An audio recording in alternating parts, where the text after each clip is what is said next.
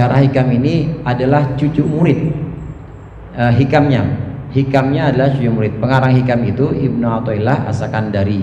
Beliau punya guru namanya Abu Abbas Al-Marsi, ada yang menyebutkan Abu Abbas Al-Mursi. Abu Abbas Al-Mursi itu adalah murid langsung dari Syekh Abu Hasan Asy-Syadzili. Jadi cucu murid saya katakan, ini yang pengarang Hikam yang akan kita baca ini. Pertama itu kalau kita dari segi genealogi atau asal usulnya. Kemudian yang kedua, berdoa itu mau bentuknya hizib, mau bentuknya ratib misalnya, mau bentuknya wirid-wirid yang biasa, yang umum yang kita kenal. Itu yang pertama, memang doalah kita sampai kita menunjukkan bahwa kita itu benar-benar butuh pada Allah. Jadi bukan terwujudnya doa yang kita kejar, bukan terwujudnya doa yang akan kita kejar dan yang menjadikan satu tujuan kita. Karena kalau begitu, ini malam ini 2 malam, 3 malam, 4 malam Selasa nggak hasil hajat kita, gue berhenti dan ngaji dah, pasti begitu. Kenapa? Karena tujuan kita adalah hasil maksud. Kalau kita berdoa, jangan kita mengharap untuk terwujudnya doa semata, jangan.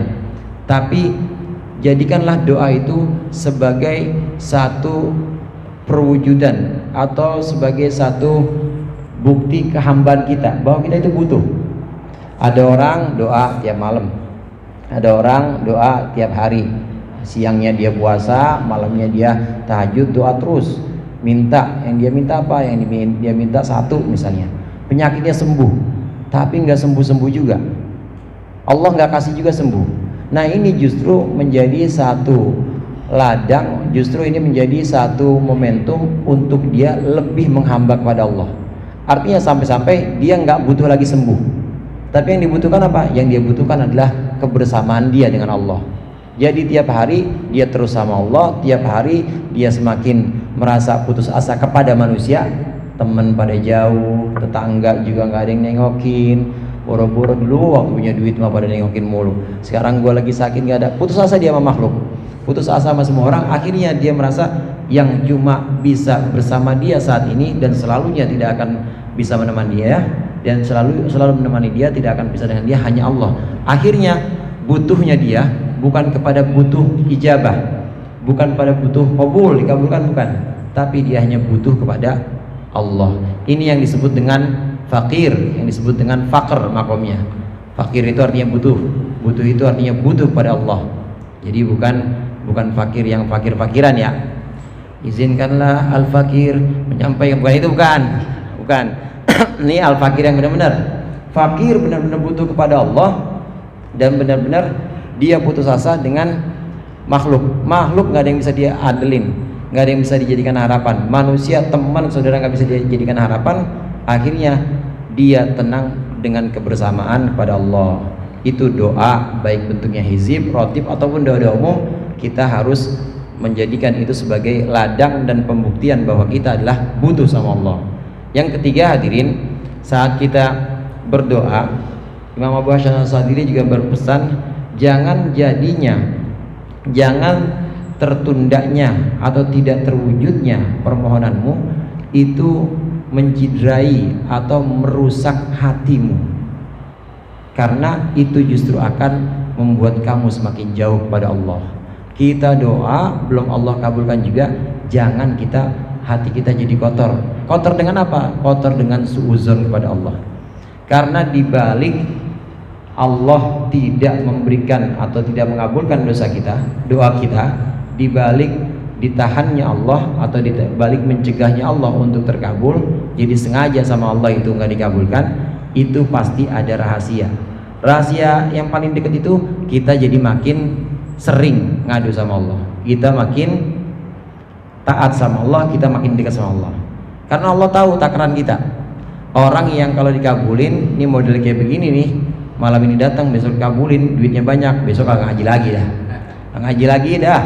Allah tahu tuh, ini yang begini nih kalau gua kabulin, ya malam Selasa kedua, malam Selasa ketiga, kabulin, mainnya makin jauh, udah nggak inget sama boro-boro, sama guru, sama temen aja kagak inget, dan makin bandel kayaknya, bangor kemana-mana ada tuh mainnya. Allah maha tahu itu, maka dibalik semua itu kita menjadi lebih dekat kepada Allah. Yang terakhir hadirin, doa itu juga selain itu dalam makalah lain Ibnu Athaillah mengatakan la tutalib rabbaka, jangan engkau menuntut Tuhanmu yang menunda pemberian kepadamu, tapi tuntutlah dirimu yang menunda-nunda perintahnya, tuntutlah dirimu yang menunda-nunda adabnya. Lah kita dipanggilin suruh ngaji aja jarang-jarang sama Allah, dipanggilin suruh thalabul ilmi, suruh nyari ilmu, dipanggil suruh sholat jamaah aja jarang-jarang. Ya sholat jamaah nanti tarsok bonen rebo Senin kagak langsung datang gitu. Kita aja sama Allah aja masih sering nunda-nunda, kok pengen permohonan kita buru-buru diturutin sama Allah? Jauh itu. Dan seperti itu, maka kembalikan semua itu kepada diri kita yang sangat lemah dan sangat kotor ini. Itu diantara beberapa makalah dan juga hubungannya pengarang kitab Hikam ini dengan Syekh Abu Hasan Asy-Syadzili, yaitu yang punya hizib yang barusan kita baca. Kalau mau cari terjemah di Android udah ada, silakan. Terjemah Hikam, ada juga terjemah Syarah Hikam, ada terjemah Syarah Hikam. Nah, yang saya baca ini adalah Syarah Hikam karya Ibnu Abbad An-Nafazi Ar-Rundi, yang paling banyak dibaca oleh kiai-kiai sepuh di Nusantara, di Indonesia ini. Ada banyak Syarah Hikam, tapi yang paling banyak ini yang dikaji. Bismillahirrahmanirrahim. La yukhafu 'alaika an taltabisat turuqu, tidaklah dikhawatirkan darimu bahwasannya jalan-jalan itu rancu, atau jalan-jalan itu menjadi samar atasmu. Wa innama yukhafu 'alaika min ghalabatil hawa 'alaika, tapi yang dikhawatirkan darimu adalah menangnya hawa nafsu melawanmu. Kata Ibnu Athaillah Sakandari, yang dikhawatirkan itu bukan agama atau petunjuk-petunjuk agama yang rancu. Yang dikhawatirkan pada kita itu bukan ajaran-ajaran syariat yang kurang jelas, bukan. Yang dikhawatirkan kepada kita itu bukan tuntunan-tuntutan thariqah, bukan juga suluh atau petunjuk-petunjuk hakikat yang udah jelas. Allah mengirim itu jelas, syariat sholat udah jelas semuanya, kemudian tentang thariqah, dikir-dikir, dan tentang menata hati udah jelas semuanya, dan juga hakikat udah jelas semua. Itu nggak ada kata tidak jelas pada pembahasan agama, semua jelas. Jadi tidak ada kekhawatiran bahwa gelapnya agama, nggak ada. Justru yang menjadi kekhawatiran itu adalah hawa nafsu kita yang kemudian mengalahkan akal kita atau mengalahkan hati kita. Ini yang dimaksud dengan makalah ini. Orang udah jelas bahwa syariat udah jelas yang wajib-wajib yang ada di rukun iman itu. Kemudian kalau thariqah yang jelas ubudiyah atau tentang menata hati udah jelas, ya kita harus ikhlas, nggak boleh riya. Udah jelas kita harus tawadhu, nggak boleh takabur, kan jelas semua itu, udah jelas semua.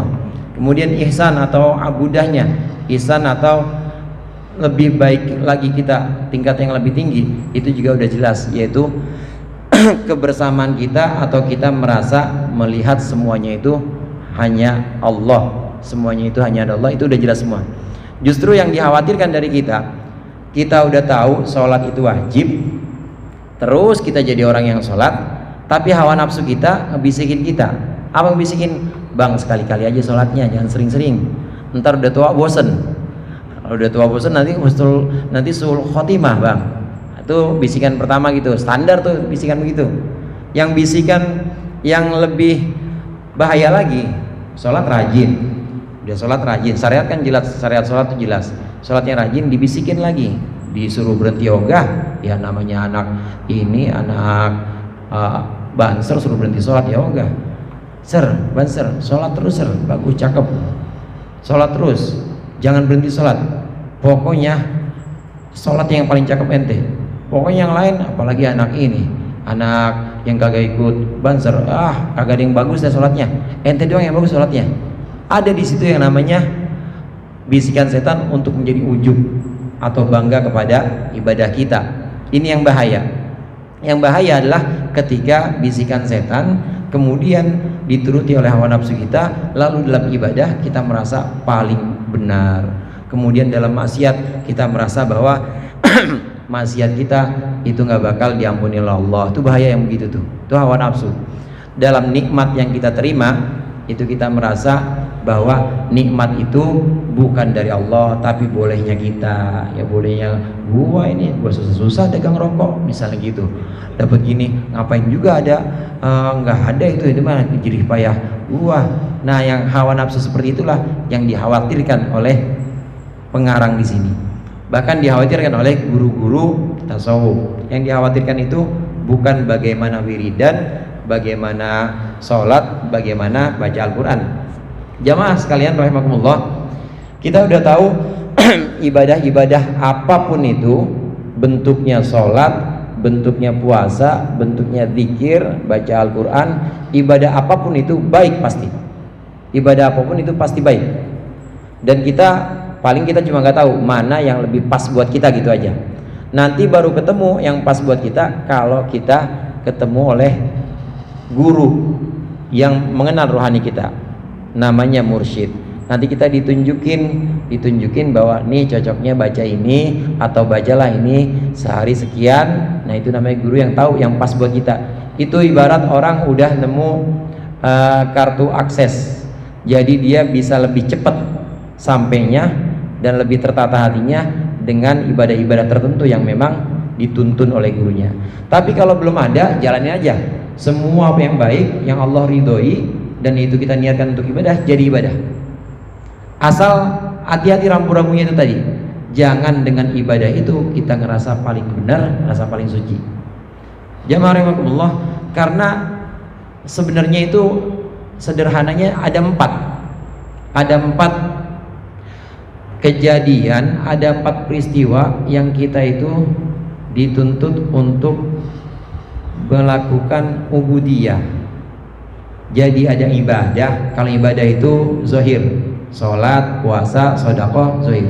Ada ubudiyah itu batin, ikhlas kita, syukur kita, kemudian taubat kita, itu namanya ubudiyah. Ubudiyah, ada 4 ubudiyah yang dituntut ketika kita mengalami peristiwa-peristiwa atau menjalani hidup kita. Kalau kita lagi Allah kasih kesulitan, anak pada sakit, duit juga agak ada, yang nagih malah banyak datang ke rumah, sulit nggak tuh? Sulit. Itu namanya cobaan, baliyah. Ketika terjadi kesulitan-kesulitan yang Allah takdirkan buat kita, apa yang harus kita tegakkan? Yang harus kita tegakkan ubudiyahnya adalah sabar. Sabar ubudiyahnya. Sabar itu urusan hati ya. Sabar itu nggak ada bentuknya. Kalau sholat ada bentuknya, sabar ada dalam hati. Bagaimana indikasi atau tanda-tanda sabar? Tanda-tanda sabar itu nggak ngeluh. Allah takdirkan sedang menerima musibah kita, maka kita nggak ngeluh, nggak cerita ke siapa-siapa, cuma kepada Allah kita cerita kalau emang mau cerita. Nggak cerita ke teman, nggak cerita ke tukang gojek lagi boncengan ceritain, bang, istri saya mah ngapain juga cerita-cerita, enggak. Tapi orang laki biasanya enggak, orang perempuan biasanya itu sabar. Kemudian itu kalau Allah takdirkan kita dapat cobaan. Kalau Allah takdirkan kita dapat nikmat, semua pada sehat, istri pada sehat, anak pada sehat, teman-teman juga pada dekat semuanya, pokoknya semuanya Allah kasih kelapangan. Ya, anak-anak juga sekolahnya pada bagus-bagus, cakep-cakep semuanya, pokoknya baik-baik, namanya kelapangan. Nikmat nggak tuh? Nikmat. Apa ubudiyah yang harus kita tegakkan? Syukur. Syukur ini hadirin bukan alhamdulillah, bukan hanya itu. Syukur ini urusan hati. Gimana hati kita bersyukur bahwa nikmat itu ditakdirkan oleh Allah ada di kita. Kemudian saat kita mendapat yang namanya terpleset maksiat, itu ada juga yang harus kita tegakkan. Udah ditakdirin sama Allah kan, di qadar itu kan al-iman bil qadari khairihi wa syarrihi minallah. Yang namanya qadar, takdir, baik dan buruk, termasuk kita maksiat, itu adalah takdir Allah. Namun untuk menjaga adab nggak boleh kita salahin Allah. Tapi itu memang takdir Allah. Ketika kita kepleset maksiat, ada yang harus ditegakkan ubudiyahnya. Jangan diterusin maksiat, jangan. Ya, maksiat enak nih. Nah, kalau terusin maksiat, nafsu tuh. Nafsu. Begitu juga tadi, kalau kita menerima nikmat kemudian ngerasa nikmat itu bukan dari Allah. Iya, gua ya bisa begini nih. Dari dulu gua kecil-kecilan sekarang jadi besar begini. Itu kalau dia sampai gitu jadinya nafsu. Yang harus diwaspadai nafsu. Begitu juga baliyat atau cobaan. Cobaan kalau nggak sabar dia mengeluh, maka itu ajakan nafsu. Ketika kita ditakdirkan maksiat, maka ubudiyah yang harus ditegakkan supaya kita menantang atau melawan nafsu, nggak ngikutin nafsu, itu kita harus taubat, buru-buru istighfar, buru-buru menuju Allah. Kemudian yang keempat, biasanya seorang kita itu ditakdirkan untuk taat. Kayak kita sholat witir tadi ya, baca doa, baca wirid, baca zikir, hizib, ngaji dari jam, ada dari jam 4 tadi ya niatnya, jam 4, nggak usah sebut namanya ya adik, gitu aja. Siap-siapnya dari jam 4, terus datang juga di sini sampai jam 9. Coba tuh jam 4 jam 9 kan taat semua tuh, ibadah semua ya. Itu saat Allah takdirkan kita untuk ibadah, Allah takdirkan kita untuk bisa sholat, bisa ngaji. Ini yang harus kita tegakkan, syuhud. Ubudiyah kita yang harus kita tegakkan adalah syuhudul minnah. Apa itu syuhudul minnah? Menyaksikan, melihat bahwa itu pemberian Allah. Ngajinya kita ini bukan kebiasaan kita, tapi Allah yang kasih. Sholatnya kita bukan kebiasaan kita, tapi Allah yang kasih. Wiridnya kita barusan bukan kebiasaan kita, itu Allah yang ngasih kita bisa wirid. Allah yang ngasih kita bisa melafadzkan doa-doa tadi. Saya suka ngebayangin kalau saya lagi tahlil itu lagi tahlil atau lagi baca qulhu la ilaha illallah atau baca qulhu bismillahirrahmanirrahim, saya ngebayangin coba kalau Allah cabut nikmat sehat saya, bilang bismillahirrahmanirrahim aja udah. Coba bayangin kalau kita ini sama Allah dibuat cacat, dibuat stroke, susah nggak? Betapa nikmatnya Allah kasih kita bismillahirrahmanirrahim, qul huwallahu ahad, Allahu samad. Itu nikmat semua dari Allah. Jadi jangan sekali-kali ngerasa bahwa itu kebiasaan gua. Lah gua qul huwa 1000 sekali dulu misalnya. Lah gua hizimah 70 hizimah gua hafal misalnya. Jangan. Karena kalau kita nggak ngelihat Allah di situ jadinya ujub. Dan bayangkan itu tadi. Sekali Allah cabut nikmat dari kita, nggak usah stroke dah. Ini aja apa sarafnya dah, ya saraf stroke ringan dah. Sarafnya susah kita buat ngomong bismillahirrahmanirrahim, itu susah banget. Jadi jangan pernah merasa kita itu bisa merasa bahwa kita itu ibadahnya bagus, taatnya bagus. Jamaah rahimakumullah, inilah yang dikhawatirkan oleh para guru, musannif juga pengarang, bahwasannya jalan-jalan syariat, jalan-jalan thariqah, jalan-jalan hakikat udah jelas. La ikraha fiddin qad tabayyana ar-rusydu minal ghayy dalam Al-Qur'an. Enggak ada paksaan dalam agama, enggak ada paksaan. Artinya kita yang udah kenal sholat terserah, mau sholat mau kagak terserah. Ya, terus kita yang udah tahu wajibnya puasa itu udah jelas. Nggak usah khawatir, udah jelas bahwa puasa itu, sholat itu udah benar-benar banyak manfaatnya. Kalau ya dikatakan malamnya itu ibarat siang, yang namanya agama itu udah benar-benar jelas, nggak perlu dijelasin, udah benar-benar banyak manfaatnya dan tuntutannya sangat jelas. Nabi nggak akan meninggalkan kita, Kanjeng Nabi Muhammad SAW nggak akan diangkat oleh Allah, wafat maksudnya, kalau agama belum sempurna. Pasti Nabi itu diwafatkan oleh Allah itu ketika agama sudah sempurna dan sudah jelas, benar-benar gambang, cetowelawelo kata orang Jawa itu, udah benar-benar gamblang. Karena udah benar-benar gamblang, maka nggak khawatir itu Gimana kita pengen jadi orang baik, ya sedekah bisa, sholat bisa, puasa bisa. Gimana kita pengen jadi orang yang benar-benar menuju Allah semua. Yang dikhawatirkan itu hawa nafsu. Ketika sedekah merasa paling sedekah, ketika sholat merasa paling sholat, ketika maksiat merasa bahwa Allah itu nggak bakal ngampunin maksiat kita. Itu aja udah suzun sama Allah. Ketika kita dapat nikmat merasa bahwa itu bukan dari Allah tapi dari kita, itu juga udah salah duga sama Allah. Maka itulah yang dikhawatirkan, yaitu hawa nafsu yang mengalahkan akal sehat kita. At-tariqu ilallahi wadihatun laihatun. Jalan menuju Allah itu jelas dan terang. Li'annal haqqa ta'ala huwallazi tawalla dzalika. Karena Allah lah yang menguasakan atau yang memberikan itu semua. Wa bihi unzilal kutubu. Wabihi anzalal kutuba juga bisa. Dan dengan itu semua, dengan jalan itu Allah menurunkan kitab, wa arsalar rusul, dan mengutus para utusan, wa nasaba alaihi ladillah, dan mendirikan untuk jalan itu al adillata, bukti, wal barahin, dan argumentasi.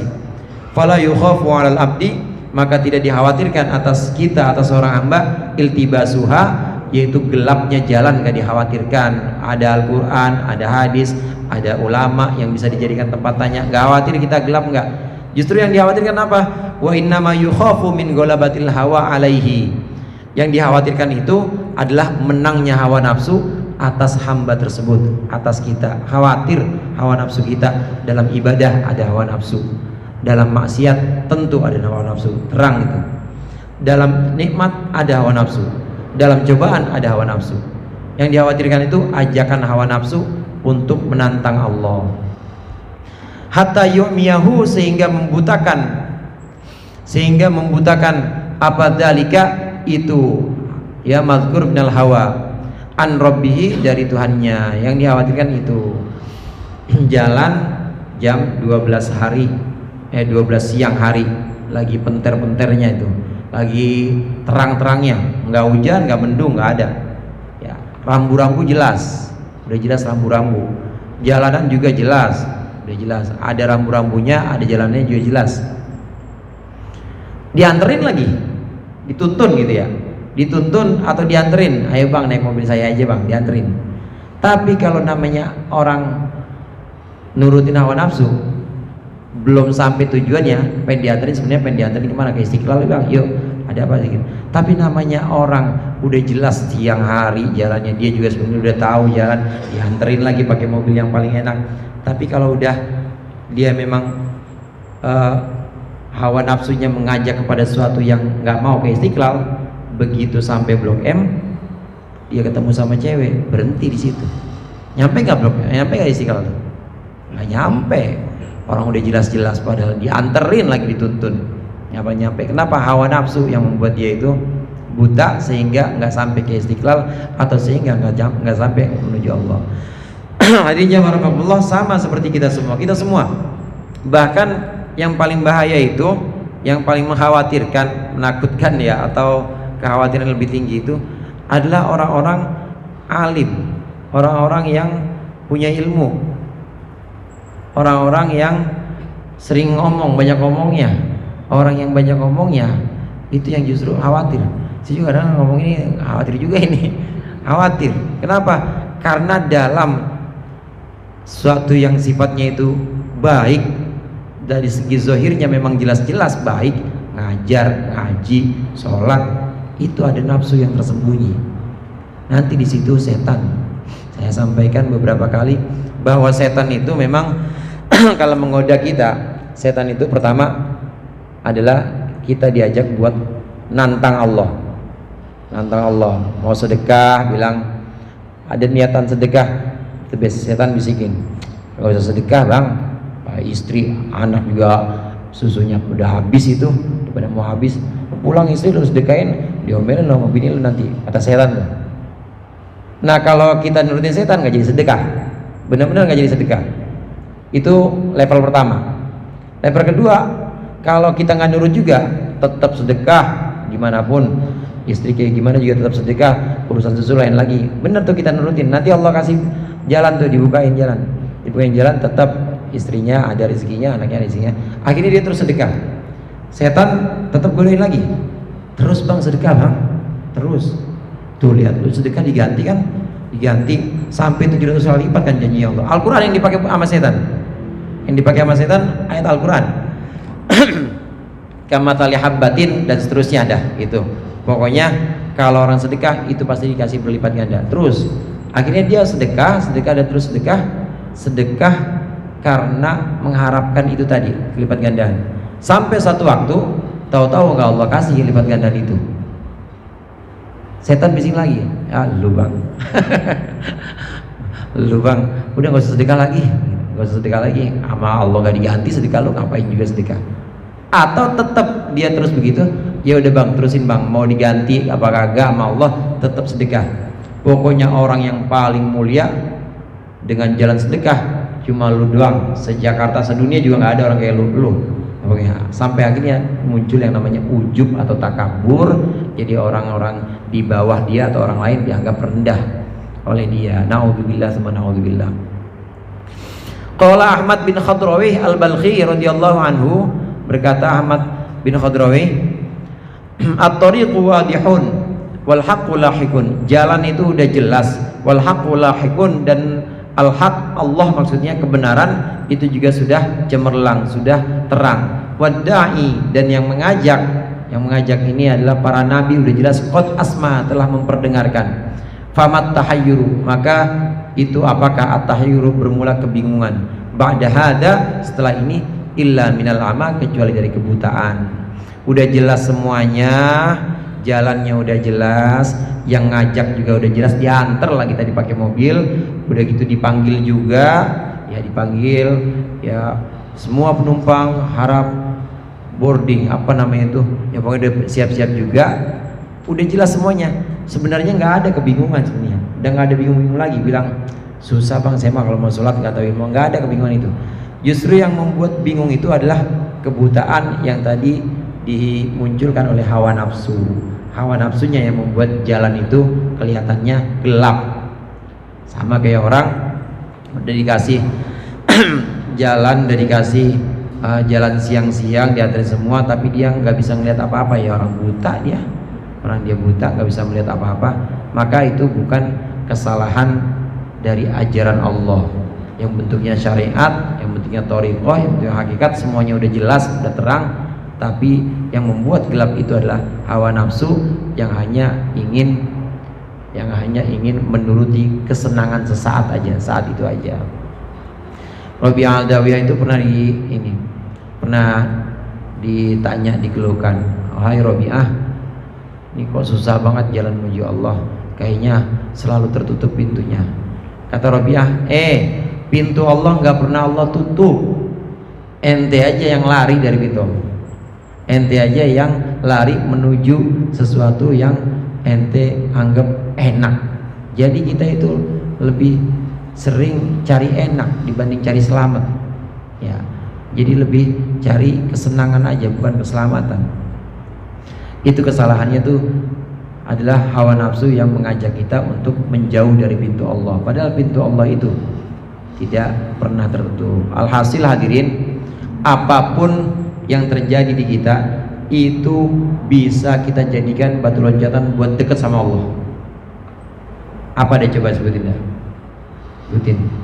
Allah bang, saya mah ini mulu, kerjaan belum dapat, ya udah gitu, jodoh belum dapat, pokoknya apes mulu. Itu bisa jadi batu loncatan buat dekat sama Allah dengan sabar. Dengan sabar. Nikmat juga begitu. Wah, saya mah lagi jaya-jayanya ini bang, yang bisa syukur.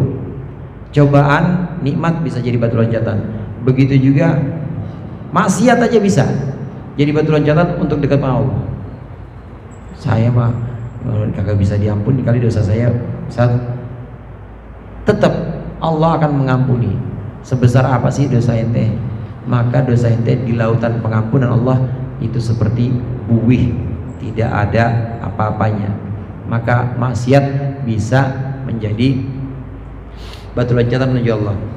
Kan ada di maqalah lain itu, Imam Ibnu Athaillah mengatakan, maksiatun auratat dillan waftiqaran khairun min ibadatin auratat ujban waftiqaran.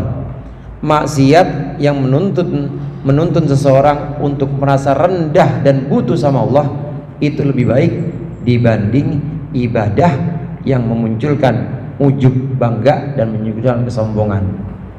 Asal dia maksiatnya benar-benar maksiat yang di situ merasa rendah dan merasa pengen banget balik sama Allah, dibanding orang sholat, orang puasa tapi merasa sholatnya paling benar, dan orang yang kagak sholat itu nggak bakal diampuni sama Allah.